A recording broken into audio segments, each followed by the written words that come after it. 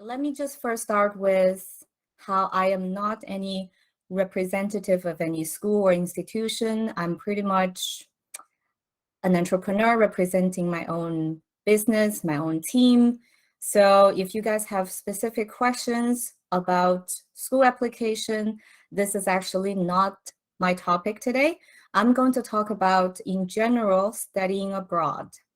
Of course, I'll bring in my personal experience. At the same time, I'm going to talk about the observations I've gained throughout the years working with students, teachers, and of course, entrepreneurs.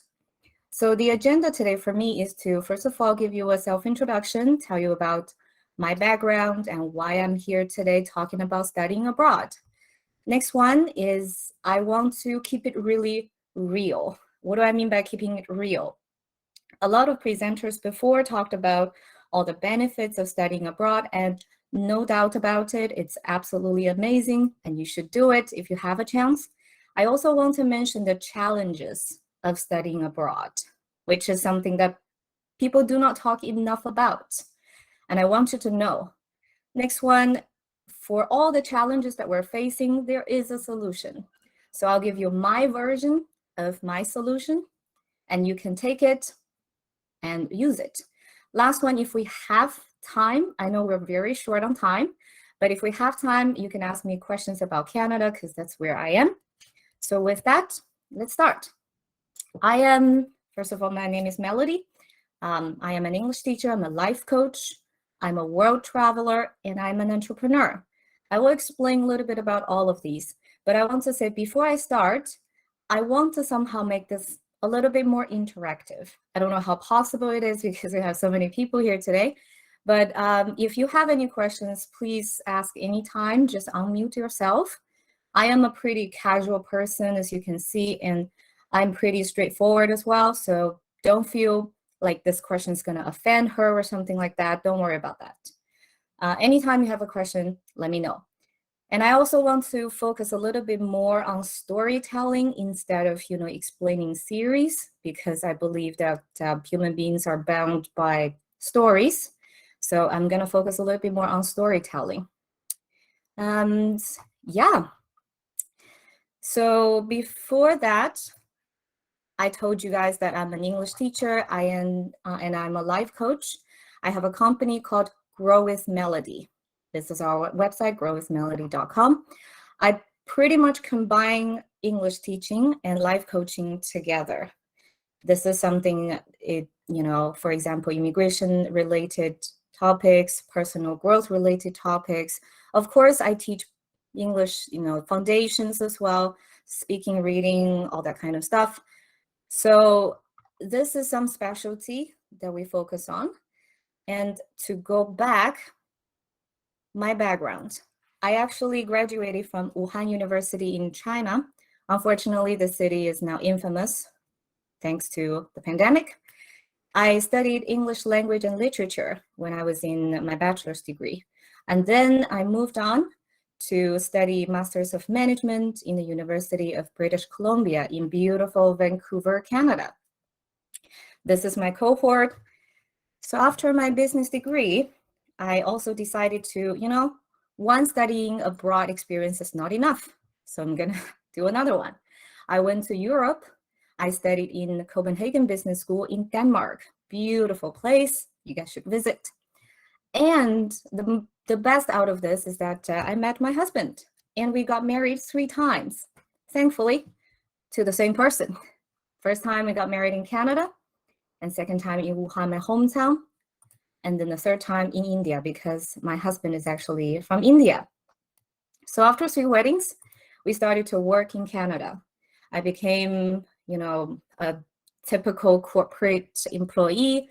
I worked for both for-profit and non-profit organizations. I worked for organizations of all sizes, from startup companies to medium-sized companies to giant global corporations. And in the end, I'll tell you how in a minute, but I found my path being my own boss, leading a team of talented people, and leaving a legacy, influencing other people's life. So after working in Canada for a while, we were like, what do we do now? Let's travel. We literally just within a span of a few months, quit our jobs, sold everything we own, packed everything we have left into a backpack, and started to travel around the world full time. We basically backpacked for 2 full years. We traveled and lived in more than 30 countries, namely, just a few, North America, Iran, Colombia, Azerbaijan, Peru, and some other countries in the world. And that picture was actually us staying with our friends in their home in Iran. Lovely country. So after traveling that much, we had to come back because of the pandemic and many other reasons. However, throughout this journey, I figured out how to really utilize my talent and use it for good. So I started teaching because I realized I have this passion for teaching. And at the same time, I was like, this is not enough. I need to do more. So I combined teaching and life coaching together.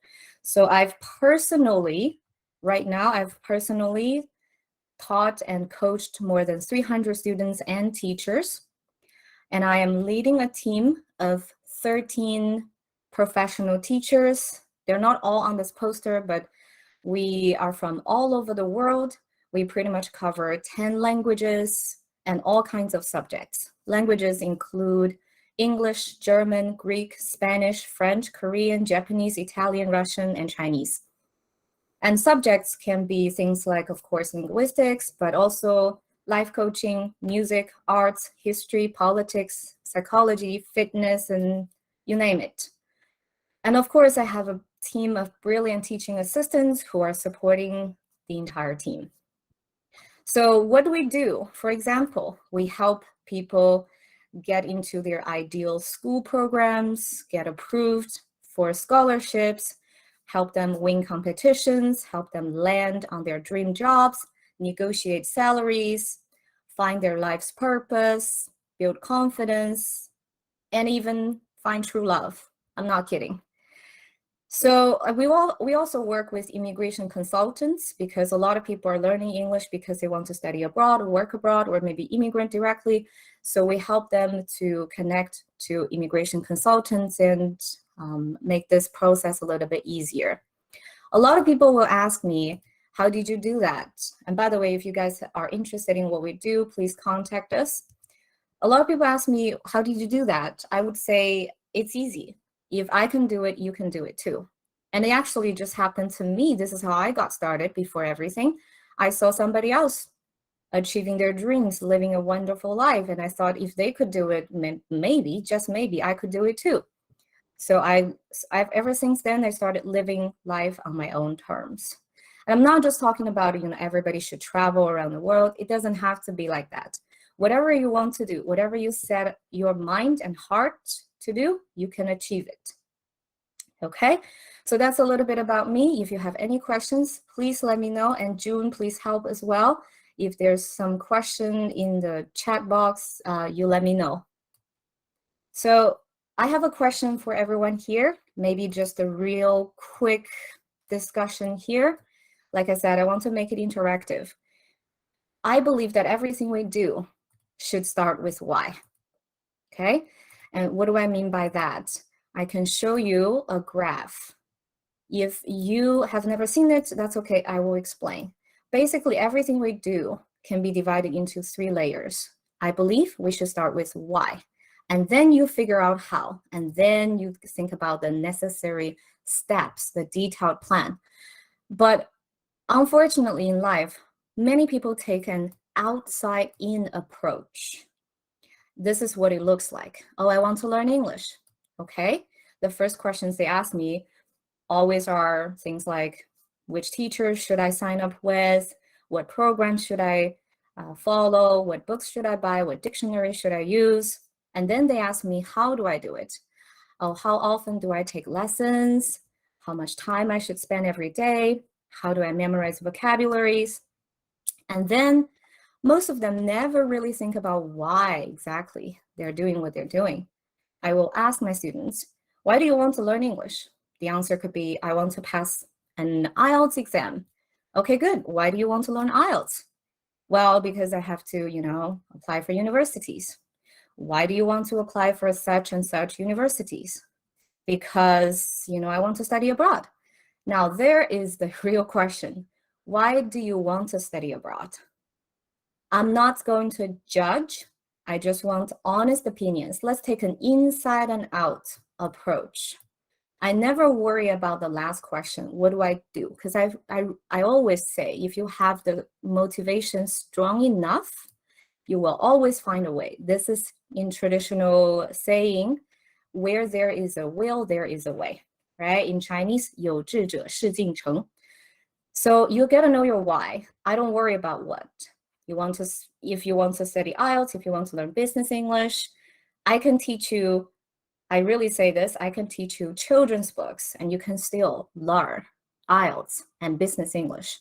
So I'm not worried about this. I worry about why. If you have a strong enough why, you will sail through all challenges. I think at the very beginning, somebody asked me, what qualities should an entrepreneur have, right? First thing I would say is a strong why. Why are you doing what you're doing? Because you will face a lot of challenges. Most people give up when they face challenges because they don't know why they're doing it. When things get hard, they give up. If you have a big enough reason, especially if the reason is bigger than just your personal interests and benefits, you will not give up when you face challenges. So what are the reasons for students here to want to study abroad? Do we have some answers coming in? You can feel free to unmute yourself, speak with us, or you can type in the chat box.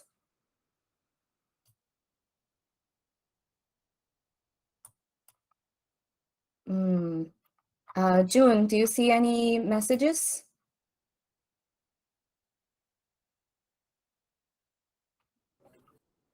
I think they are a little shy, but I just want to stress to all of you, Melody is very, very friendly, and your questions will be treated with the utmost care. So you don't have to worry. Right.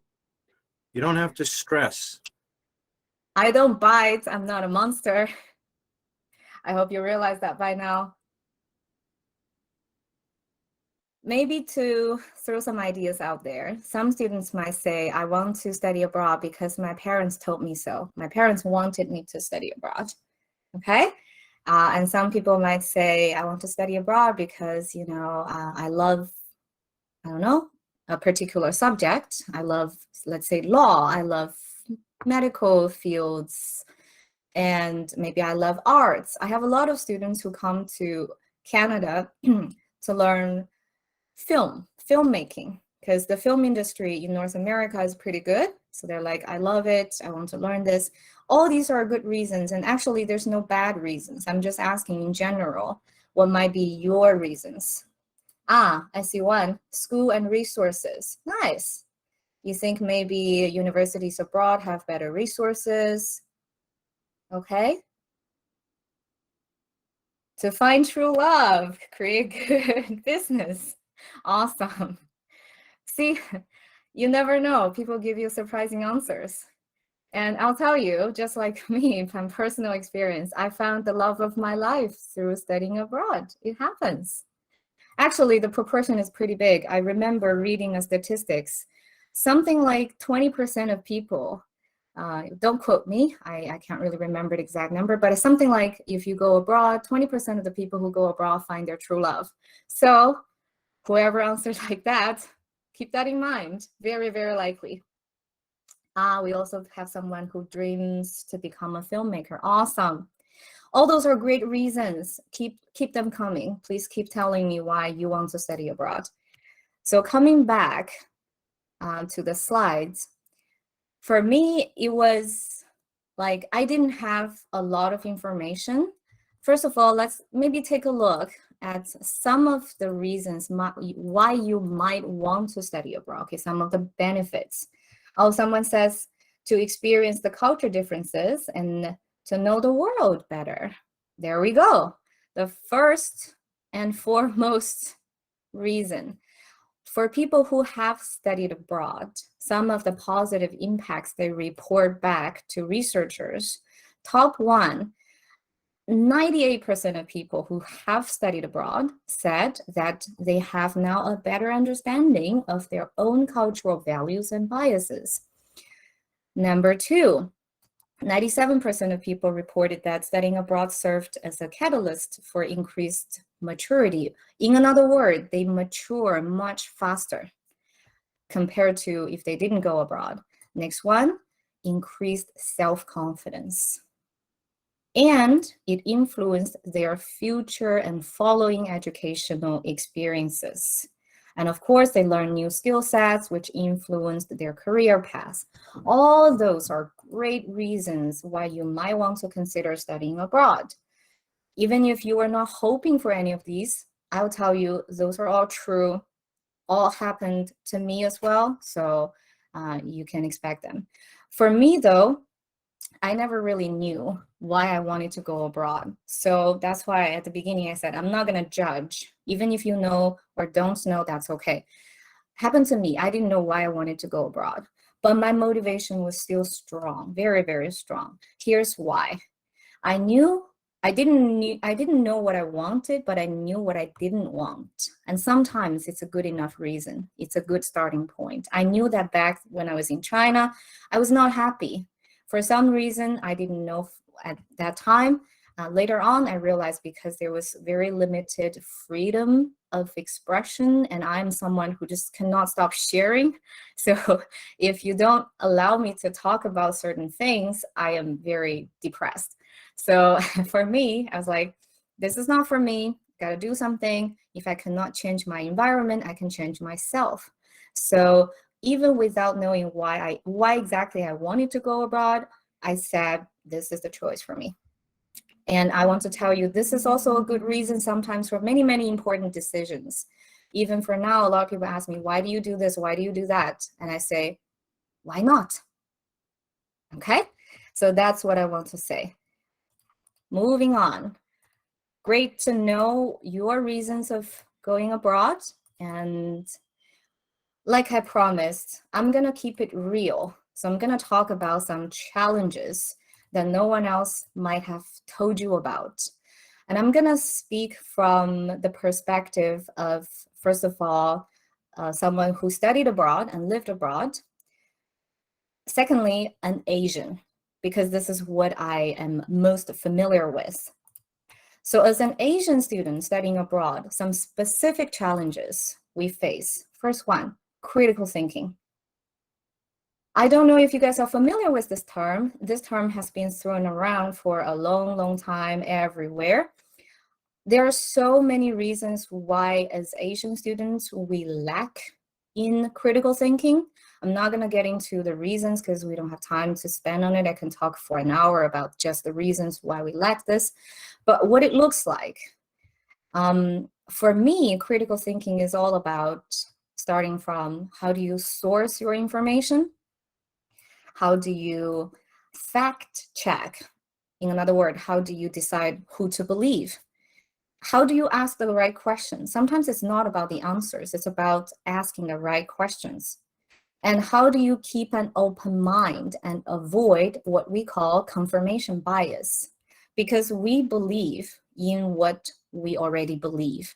If somebody tells us that we're wrong, we tend to shut them out, right? So how do you keep an open mind and avoid confirmation bias? And of course, after all the information sourcing, question asking, and fact checking and debating, how do you come to your own conclusions? How do you form your own opinions? So this is what I mean by critical thinking. We lack that first and foremost. Second, this might be something we are not so familiar with. Unlike critical thinking, we don't hear this very often. Self-awareness. It means how much you know about yourself. And this one, before I jump into what I want to discuss, have you guys heard of the saying, knowledge is power? 知识就是力量, right? Knowledge is power. I agree with that, but I think we should not stop there. I think we go one more step. Yes, knowledge is power, but knowledge about ourselves is superpower, right? So we don't know much about ourselves. I'm talking about we as in general Asian students. We don't think a lot about that. For example, who am I? Am I living my life as who I want to be? Or am I living my life as who other people expect me to be? For example, my parents want me to be this kind of person, or my friends and teachers, they want me to be this kind of person. And what do I want in life? Who I am, what I want in life, what I want to become. Some people search for a lifetime, and I'm not suggesting this is a quest that has an ending. Everybody's always in the process of figuring out and discovering who they are. Okay, so there's never an end. But what I find is that most Asian students, when they go abroad, they have no clue whatsoever. Their whole life has been planned for them until the point when they landed in a new country. They have no plan, they don't know who they are, they don't know what they like, they don't know what they want to do. And this is a very personal topic to me, to my heart, because I went through this experience. I was very lost. Like suddenly you were given so much freedom, and what do you do with it? I was so lost, I was confused, and I went into depression. For a whole year, I was in depression. I didn't know who I was or who I wanted to be. I lost all direction in life. I lost all interests in anything and everything happening in my life. So that was a dark period. But I'm not saying that you have to go into depression to find out who you are. That's not the moral of the story. What I'm trying to say is that it's a very important process. Self-discovery is a very important process. So the question I am going to ask, get ready to type a number. Please, everybody, type a number from, oh, you have June, sorry. Sometimes I don't show the screen all the time. I believe in Google Meet, it's the same as in Zoom. If you are speaking, you are taking off the screen, right? And if you are showing the slides take over the screen. You guys can see I actually don't have much on my slides. Those are just keywords, right? I want you to look at me, because then you can see how passionate I am. You can see how much I care about the topics. There's not a lot of text. You don't have to read my slides. If I show you the slides, that means there's something to see. If I don't show you the slides, just look at me, the biggest screen. All right, so the question for you guys is, type a number from 0 to 10. 10 being, I think I'm very intelligent. So the question is how intelligent you think you are, how smart you think you are. 10 is genius level. 5 is average. 0, I hope nobody picks 0. I hope you have a little bit of a self-confidence. So from 0 to 10, how much? I have already received answers like 1. So just a little bit better than 0, huh? Quick question. I only want a quick survey. Okay, 5.5, a little bit above average. How intelligent you are, how smart you are. 6, 4, 6. Okay, 4.5. All right, I think the biggest number we've received so far is, what is it, 6.7. So accurate. You should learn mathematics or maybe law and science. 3, 6. Okay, nobody has touched on the number 7 yet, huh? Where's the confidence, people?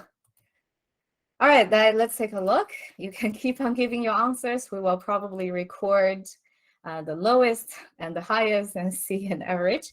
But the point is, when I ask people how smart you think you are, how intelligent you think you are, they're always thinking about only these 2 areas, because that's what we're learning in school. We learn in school linguistics. So we're focusing on what we call linguistic intelligence. How we write, how we speak. We're also focusing on mathematical intelligence, like math, physics, science, computer science, things like that. We usually only focus on these 2 areas. But take a look at this whole wheel. This whole wheel has a name. It's called multiple intelligences. I want to tell you that not everybody is the same. Just because you're not doing so well in school subjects, in linguistics and mathematical science or intelligences, it doesn't matter what you think you need these things or not. Just because you're not doing so well in school doesn't mean you're not smart, doesn't mean you're not intelligent, because there are so many other kinds of intelligences. Some people are just very naturally a really good sportsman. Some people have musical talents. Some people love visual arts.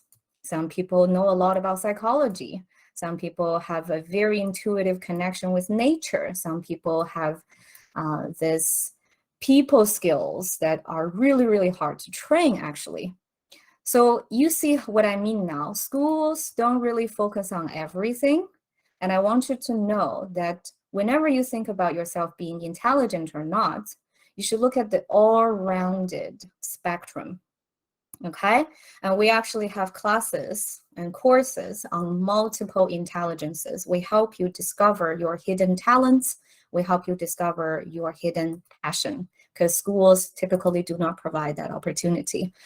So this is what I mean, to know yourself, awareness about yourself, awareness about who you are and who you want to be. Asian students usually lack this one very much.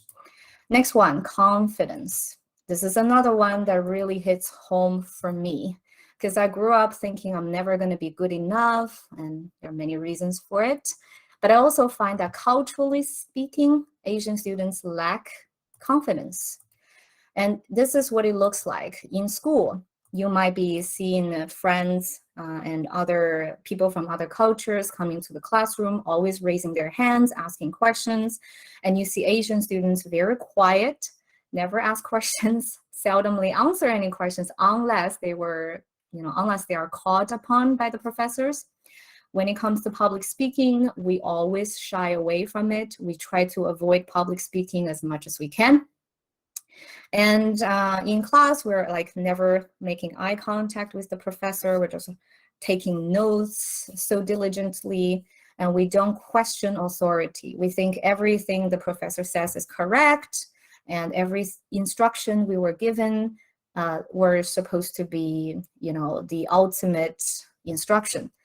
Versus other students, you see them growing up in a different culture. They're very vocal, they're very outspoken, very active in class, very opinionated. When it comes to public speaking, they're the first one jumping like, hey, I want to do the first paragraph, I want to do the second paragraph. What do we Asian students do very good? We make really good presentations with slides. We build beautiful slides.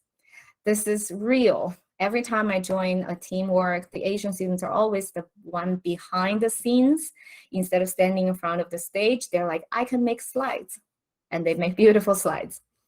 So we are a lot more passive, if you know what I mean. When it comes to confidence, yeah, we really have a problem. Next one is teamwork. So there are also many, many reasons why we excel a lot in test taking, exam taking. We excel in a lot of individual assignments, but we are not necessarily exposed to enough different cultures, religious beliefs, lifestyles, and mindset. So when it comes to teamwork, you have a very big cultural shock when you go abroad. So in teams, you will avoid conflicts. You tend to avoid conflicts because in Asian cultures, we value harmony over making meaningful contributions, having an exchange of ideas and making progress. We think, oh, conflicts means, debates means conflicts, and conflicts means arguments. Arguments means we're hurting each other. Not necessarily, Debates are just two sensible people expressing their opinions. You don't have to hurt anybody's feelings. So we value harmony so much in our culture. When it comes to teamwork, we tend to avoid conflicts at all costs. And Asian students are usually easygoing, very agreeable. Whatever you say, yeah, I'm okay with everything. We try also to be very friendly. So even if we feel differently, we do not tell people. And also, we have no idea how to deal with difficult people. I can give you a lot of examples, but the world is huge and you're going to meet all kinds of personalities. Sometimes what we call people with big personalities. So with those kind of people, typically Asian students don't know what to do with them. Next one, very important as well, is networking. Networking is also something we don't know how to do. I had to learn from scratch. We have something a little bit similar in Chinese culture. We call it 裙带关系, nepotism. But nepotism is a little bit different from what I call networking here. Nepotism is about, oh, I have a powerful cousin, or I have a very influential uncle in the government, and that's how you get to job opportunities very easily. However, in Western culture, when it comes to networking, it's not so much about who you know as your immediate family connection. It's about people you know who trust you. Because in Western culture, the concept of respect is very different. They think respect is not inherited, it's not passed on from generations. Respect in Western culture is earned. I'll say it one more time, respect is earned. I don't care who your families are. If you deserve my respect, prove it to me, and then I will respect you. I don't respect you just because you have some white hair, just because you look older. Doesn't matter. I respect you because you deserve it. I don't respect you because you don't deserve it. So respect is earned, okay? And that's another reason why people do not give referrals or recommendations so easily, because their reputation is hanging on the line. If I refer you in China, it's like, oh, this is my cousin, so help him or her out. If my cousin is really good, I have no idea. But in Western countries, if it's just my cousin, I would think twice if I should recommend him or her, because if they suck, my reputation is ruined, right? So recommendations matter so much in Western cultures because they are valuable and they are real. So if you guys are applying for universities, one of the things you must provide is recommendation letters. And in Asian culture, I know we sometimes don't take it too seriously. We just write whatever we want and our professor will just sign their names, right? Be careful about that. In Western cultures, that's not something that happens very often. So I had to learn it. How do I network? I had no idea. So I had to learn the etiquettes, the manners, the cultural norms. I still remember the first time I invited someone over for coffee. I was sitting in the Starbucks and the person came into the door and I was like, what do I do now? Do I stand up? Do I buy them a cup of coffee? Do I wait for them to order their coffee and come talk to me? I was totally lost. So I know nothing about networking. I had to learn from scratch, and let alone, how to be charming, how to be charismatic, how to win people's trust quickly. I had no idea. So that's something we probably will lack as Asian students as well. And another one, I find this very, very crucial. I call it global awareness. What do I mean by that? So for example, you apply for universities and you see how Western universities not only ask for your transcript, your grades, they also ask for your volunteer experience. They also ask for your internship experience.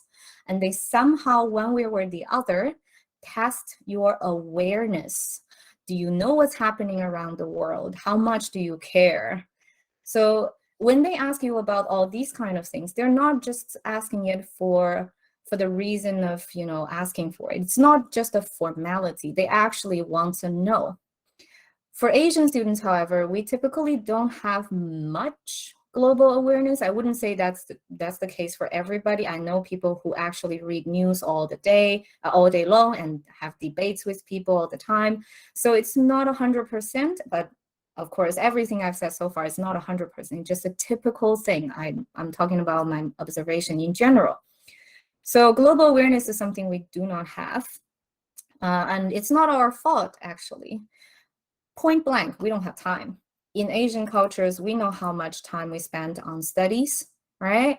Endless exams, endless homework assignments, endless, classes. You literally don't have time to care what is happening outside of your schoolwork. So that is partially the reason. But why should we care? Why do the schools you're applying for care about your experience volunteering or working or knowing the world? They want to know if you are a resourceful global citizen, because you're international students, right? You have to bring something different to the school. It's a two-way street. The school helps you, you help the school as well. And also they want to know your values, because what you care about tells people everything about who you are. If they can see what you care about, your values, your identity, they have a more holistic view of you as an individual, not just on paper, you look like a smart student. They want to know a holistic image of who you are. And then they can make a prediction. They can judge if you will be a good cultural fit for the school. So things like when it comes to global awareness, we're talking about things like I call big talks. So it's the opposite of small talks, such as the weather, your favorite sports, your favorite celebrities.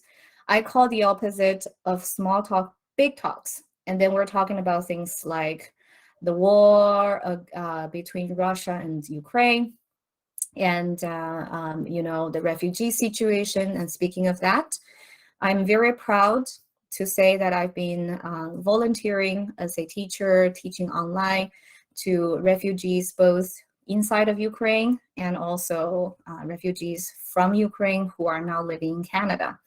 And that tells you who I am, right? It tells you what I care about. It's the same thing when school is asking you, what do you care? And things like gun control. And I know that we, talk about how in universities, you should choose maybe universities in US or Canada or anywhere you fancy. And people talk about, hey, there's mass shootings all the time in the US. It's true. And people say, hey, mass shootings are everywhere. Violence are everywhere. Every country has its own problems. It is true. But like I promised, I'll keep it real. You can see this chart. This is how much more likely you might die in the US due to gun violence compared to other developed countries. So yes, every country has its violence and crimes, but there is a difference, okay? I'm not discouraging you. I'm not saying don't go to the US. I'm just saying you need to be aware. This is what we say, right? Global awareness. You need to be aware.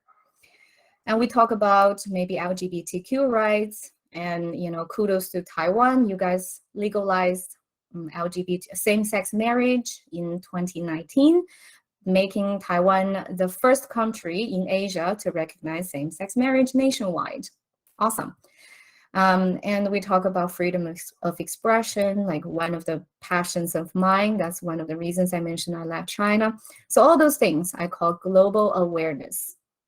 I think we don't have time to go over more, so I'm just gonna jump into, I'm gonna skip a few things. I'm gonna jump into the conclusion directly. So what do I do? So many challenges. Melody, you're giving us a gloomy picture of studying abroad, right? No, that's not my intention. I want to tell you that despite your fears, despite your resistance to change, I want you to know that curiosity is the cure. For me, at least, I think curiosity is the antidote to our fear and resistance to change. If you're curious about the world, this is what happened to me, and it's probably most likely going to happen to you as well. Because I'm curious about the world, I went on multiple trips to different places to study, to work, and get my degrees and get my travel experiences, and ended up gaining so much more than what I could ever imagined just because of curiosity. I was in fear, but my curiosity trumped everything I was afraid of. If you're curious about yourself, like what happened to me, I went into depression. I was on the quest to find who I am. So I traveled around the world. And once again, I gained so much more than what I could have ever asked. And I can tell you, I completely changed who I am, pretty much. And if you're curious about human connections, I started teaching English. I started coaching people to live their dream lives. One thing I've learned through all these experiences is that some things are bigger than you. They're just things that are bigger than you. Your world is this big, and the world is actually this big. So there are things that just are bigger than you. When you care more about other people, when you care more about human connections, you actually naturally gain success. Success is not something you should aim for. You should focus on enjoying the process. You should focus on growing yourself to become a better person. While doing this, respect will come in, money will come in, success will come in. So this is what I believe. I think that concludes my whole speech. Thank you guys very much for giving me this time and opportunity to speak with you. If you have any questions, please go ahead and ask. June, I don't know how much time we have. Maybe you can help out here and direct questions. Yeah. Sure, Melody. Thank you so much for your very, very informative presentation. And I think we've got about a minute left. If anybody has any questions, please feel free to drop them in the chat, and we'll try to get them answered. In the meantime, I also just want to let everyone know next semester we may have a creative or critical thinking course. If that does happen, we will try to have some of the exposure to what Melody has been alluding to. And I want to again thank Melody for her time this evening and joining us. I know she's got a very busy schedule, and it's actually a totally different time zone over there where she is in Canada.